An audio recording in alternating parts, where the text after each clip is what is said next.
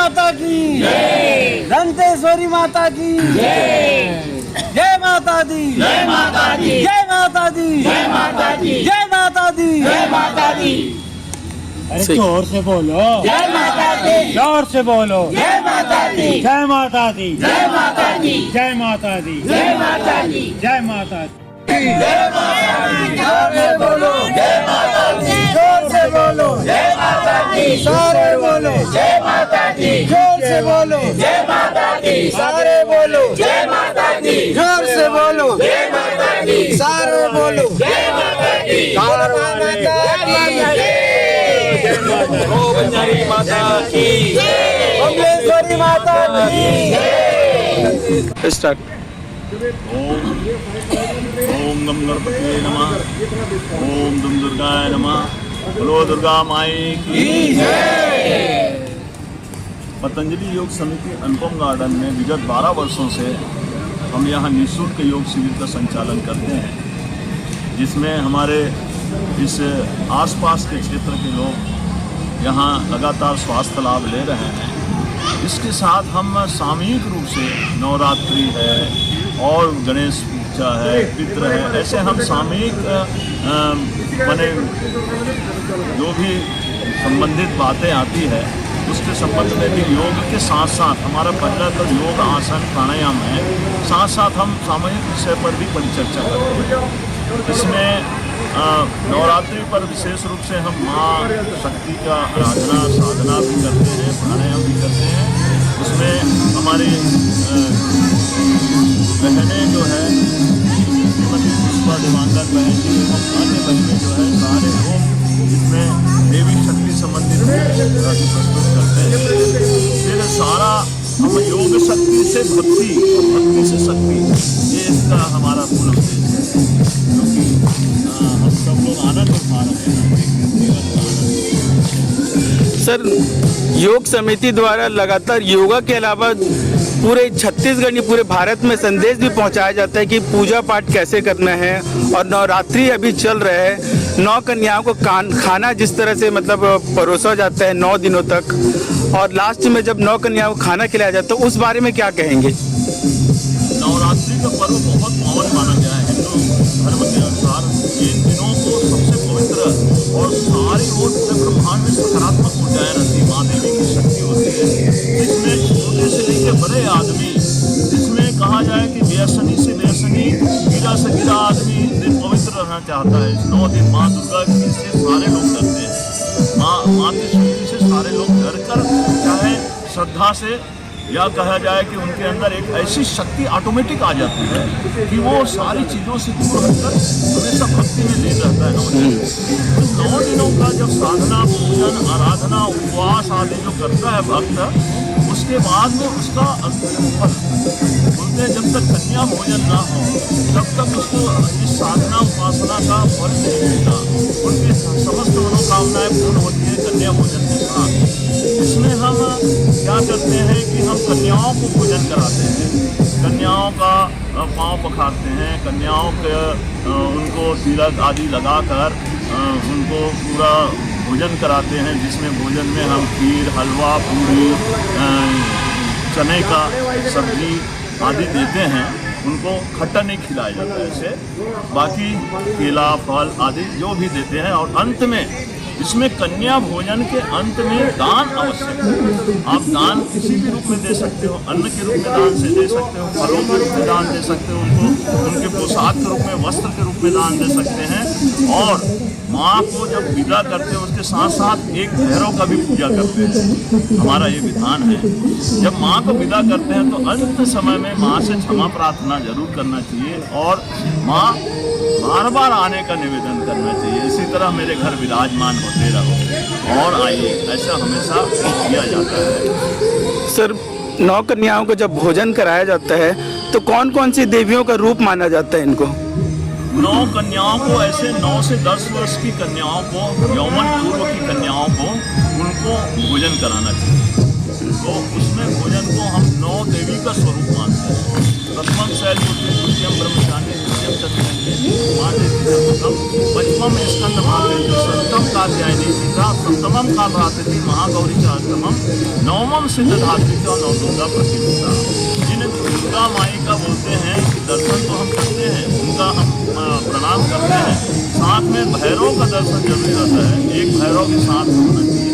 तो हम अब कन्याओं को हम देवी स्वरूप मानते हैं, जिनको हम पूजा में हम 9 दिन आराधना किए, उसकी पूजा में साक्षात देवी स्वरूप हम उस कन्याओं को मानकर पूजा करते हैं, उनको तृप्त करते हैं पूजन।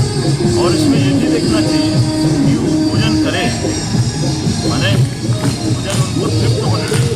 तो छोटे बच्चे और अच्छा भोजन करते हैं, इसलिए कन्याओं को हम देखते भी हैं, जब 9 कन्याओं को घर के बाहर जाते आते देखते हैं कहीं, तो हमको बहुत आनंद आता है। उन आनंद के लिए भी कन्याओं को हम अपने घर में आनंद करते हैं, जिससे हमारा जीवन आनंदमय हो।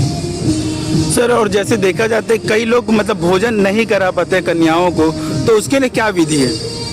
यदि आप किसी कारणवश भोजन नहीं करा पा रहे हैं, कन्याएं नहीं मिल रही, उस अवस्था में आप अपने नाते रिश्ते को भी 9 कन्याएं यदि करा सकते हो, यदि दूसरा कोई नहीं मिले तो। यदि वो भी नहीं मिले तो माँ देवी को 9 कन्या का स्वरूप समझकर आप 9 बार उसको भोग लगाकर उसके प्रसाद को आप किसी गाय को खिला सकते हो। और भी नहीं है तो आप 9 कन्याओं का भोजन निकाल दो, भोजन निकाल कर 9 कन्याओं के लिए, और उस भोजन को आप गाय को दे दीजिए, या नहीं तो फिर उसको मंदिर में कोई भी कन्याएं हैं उसको दे सकते हैं पैकेट बांधकर। यदि ऐसा भी नहीं है तो आप 9 कन्याओं के लिए द्रव्य भी 9 द्रव्य निकाल दो, आप जो भी पैसा जो देना चाहते हो, और वो मंदिर में दान कर सकते हैं। यदि आपको कन्याएं नहीं मिल रही है, इस स्वरूप में भी हम नवरात्रि में कन्या भोजन के बाबत हम मंदिर में भी दान कर सकते हैं। सर, पतंजलि योग समिति द्वारा क्या संदेश देना चाहते हैं पूरे छत्तीसगढ़ को नवरात्रि के पर्व पर?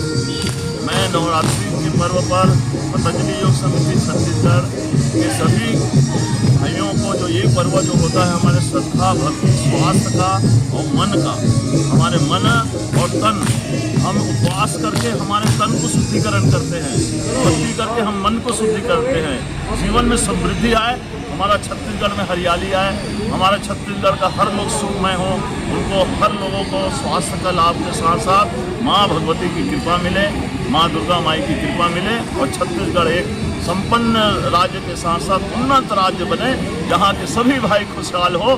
छत्तीसगढ़िया जो संदेश है हम देना चाहते हैं, और छत्तीसगढ़ के लोग सब बढ़े, सब आगे बढ़े, यही भावनाओं के साथ मैं छविराम साहू, पतंजलि योग समिति छत्तीसगढ़ का सह राज्य प्रभारी और ऐसे से असिस्टेंट प्रोफेसर डायरेक्टर रायपुर, योग आयोग का मुख्य मास्टर ट्रेनर, आप सबको ओम, सबको नमन। बोलो दुर्गा माई की जय, बोलो महामाया माई की जय, कमलेश्वरी माता की जय, महामाया माता की जय, दंतेश्वरी माता की जय, जय माता दी, जय माता दी, जय माता दी, जय माता दी, जय माता दी, जय माता दी। अरे जोर से बोलो, जय माता दी, जोर से बोलो, जय माता दी, जय माता दी, जय माता दी, जय माता दी, जय माता दी, जय माता दी। ओम। जो नवरात्रि पर्व है हमारे हिंदुओं का बहुत ही कहा जाए कि प्रसिद्ध त्योहारों में से एक है, जो भक्ति एवं शक्ति का पर्व है। इसमें उपवास, पूजन, पाठन आदि, भक्ति, संगीत आदि सब में लोग सेवा गीत आदि में लगे रहते हैं। लेकिन उपवास आदि करने के बाद, देव पूजन करने के बाद, ज्योति जलाने के बाद, उनकी पूर्णाहुति के रूप में कन्या पूजन का बहुत महत्व है। जब तक हम 9 कन्याओं को और साथ में एक भैरव के रूप में बालक का हम भोजन नहीं कराते, तब तक पूर्ण नहीं होता। इसके लिए एक पौराणिक कथा है। कटरा से 2 किलोमीटर दूर एक गांव था, वहां श्रीधर नामक व्यक्ति रहते थे। श्रीधर के घर में कोई संतान नहीं था, निसंतान था।